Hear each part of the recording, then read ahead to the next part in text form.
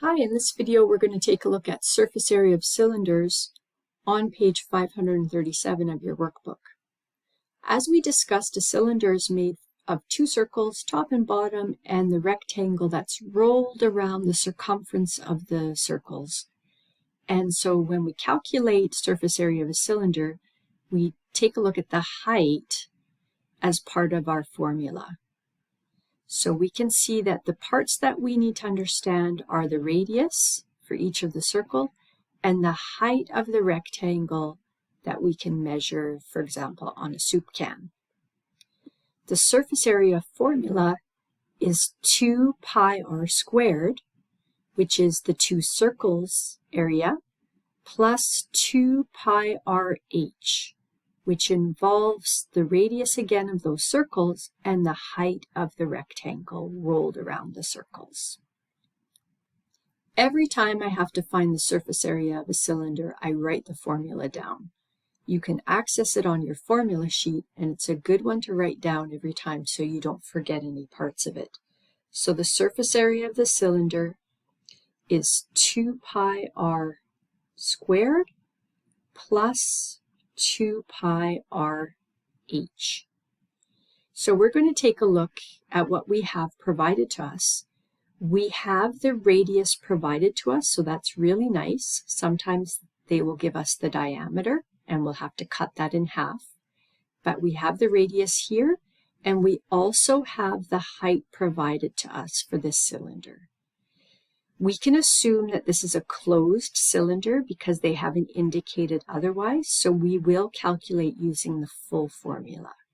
So we are going to use substitution here, and we can use, for this one, rounded pi, okay, for this example.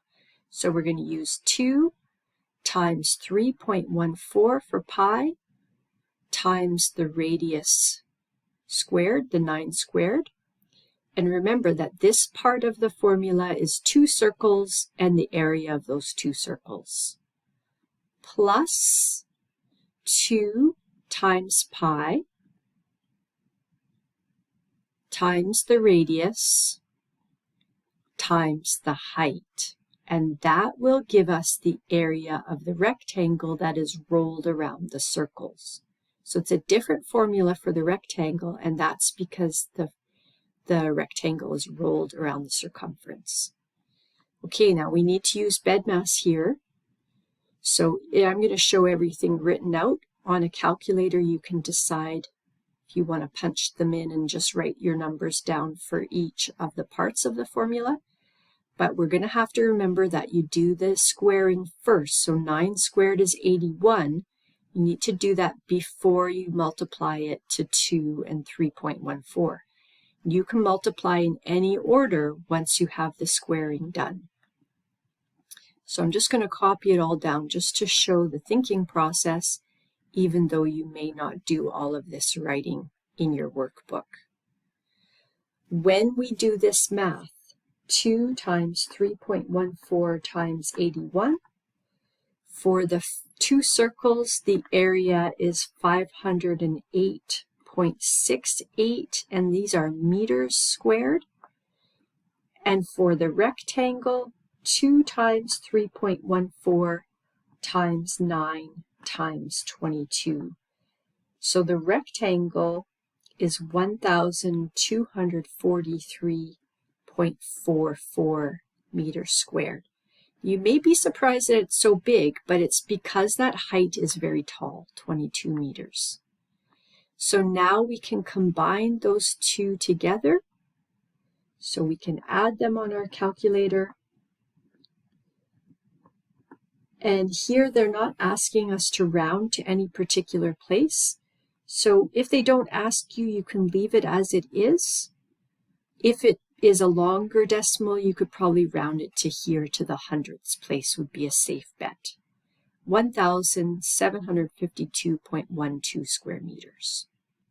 I'm going to take the time to go to the second student example on page 538 because the first student example is very similar to the one that I just showed. But one thing I want to note before we go forward is that this is where the textbook starts to change when they use pi. So if you are using rounded pi, you will notice that your answers will be slightly different than the practice exercise ones.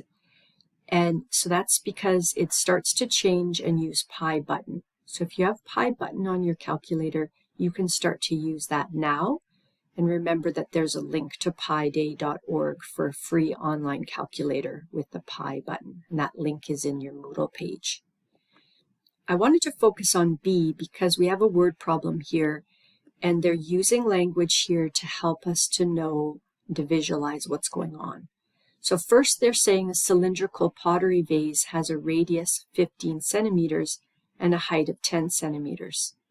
The base and outer curved surface of the vase will be painted. What is the total area that will be painted? So what we have here is we have a vase that's going to be painted, and we know that a vase is designed to hold flowers. So we have the two circles that comprise the bottom and the top, but this one at the top is going to be open and therefore not painted. So that won't count in our calculations. So we are going to have to change our formula. I'm going to write the usual formula down, and then let's look how we can alter it. So the surface area of a cylinder is 2 pi r squared plus 2 pi r h. Remember that the first part of the formula is for the two circles, and the second part of the formula is for the rectangle. We are only calculating one circle, so therefore we do not need this first number. We do not need to multiply by 2. We only need pi r squared, which is the area of one circle. That's going to be our base. So that makes it easy for us to substitute our numbers in. They have indicated that the radius of the circle is 15 centimeters, so that's great to know, and that the height is 10 centimeters. So now we can use substitution.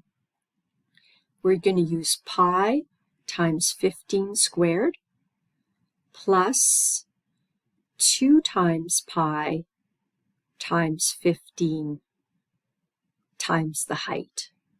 So at this point, if you have a slightly different answer depending on which pi you're going to use, that's okay. If you want to use rounded pi still for this question, go ahead. If you want to use your pi button, that's fine too. I'm going to use rounded pi just for now, and I'll accept if my answer is slightly different than the workbook. The important thing is for me to practice my skills. So 15 squared I'm going to do first on my calculator, which is 225. I'm going to be multiplying that by pi, and then I'm going to use rounded pi again for my next calculation. And I'm just doing a bit of mental math here, 15 times 10. You can use your calculator for everything. So 3.14 times 225 is 706.5. That's going to be square centimeters for the one circle at the bottom. And then 2 times 3.14 times 150 is 942 square centimeters for the rectangle rolling around. So the total surface area of this figure is going to be, in my calculations using rounded pi, 1648.5. You can see that with a rounded pi answer, it is a bit short compared to a pi button answer, which the textbook shows 1649. And that is because when you use your pi button on your calculator, it is not rounding to that kind of degree. It is rounding eventually, but it's a huge decimal. As we know, pi is a non-terminating irrational number. So your pi button on your calculator gives you a much greater decimal, and that makes up the difference. In the practice exercise, the answers are indicated based on the pi button. And in the exercise, it doesn't tell you where to round.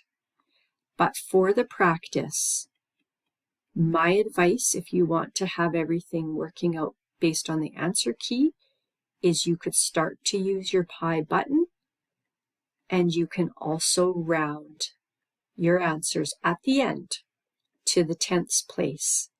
And you should be getting the same answers as the textbook if you do those things. Lastly, you may have to watch for converting. There are a couple questions that I noticed where they're giving you units that are different. If that happens, you'll need to do conversion before you start to use your formula in order to solve.